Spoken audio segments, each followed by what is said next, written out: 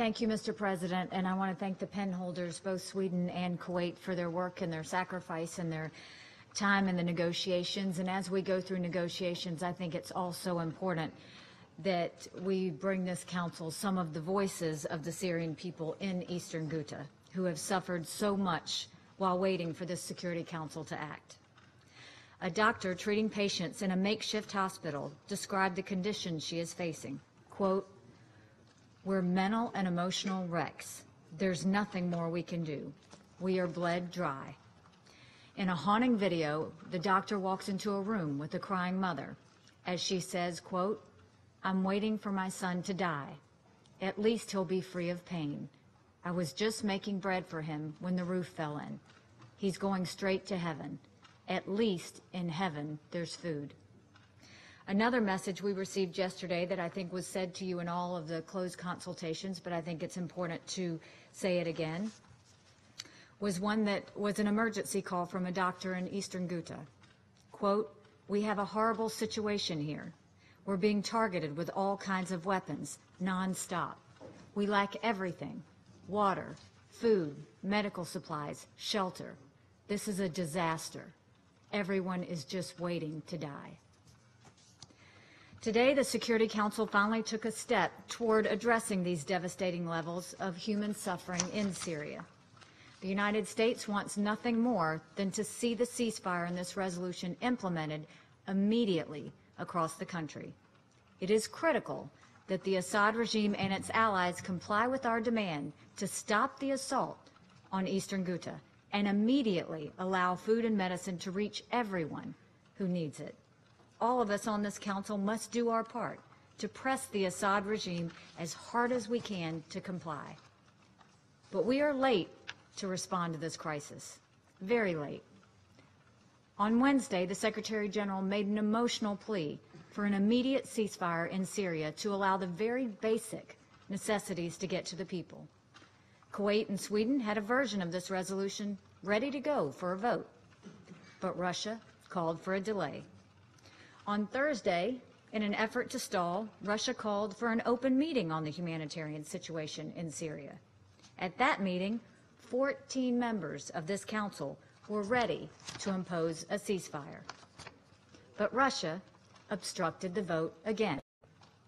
And then yesterday, this council sat around for hours, ready to vote, only to have Russia delay it again.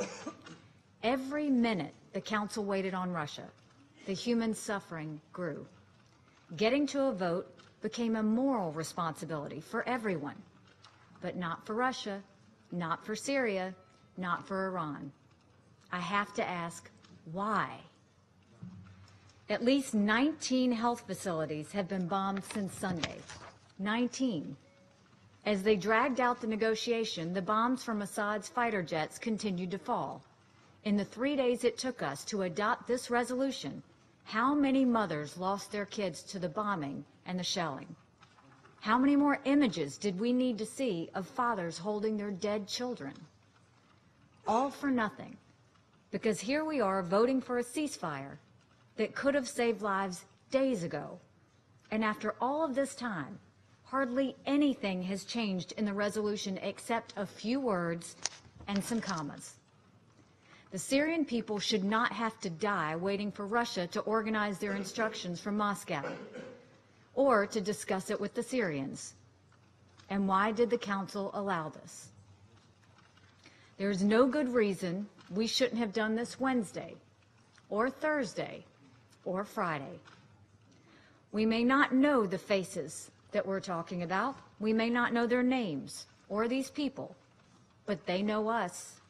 And we all failed them this week. I guess there is unity in that. Today, Russia has belatedly decided to join the international consensus and accept the need to call for a ceasefire, but only after trying every possible way to avoid it. This resolution marks a moment of Council unity that we must seize and maintain beyond the 30-day time frame. We hope this resolution will be a turning point where Russia will join us in pushing for the political settlement to this conflict and take action to reestablish real accountability for the use of chemical weapons in Syria. Progress starts by adhering to the ceasefire with no excuses. After so many years of defying this Council's demands, the Assad regime must change course.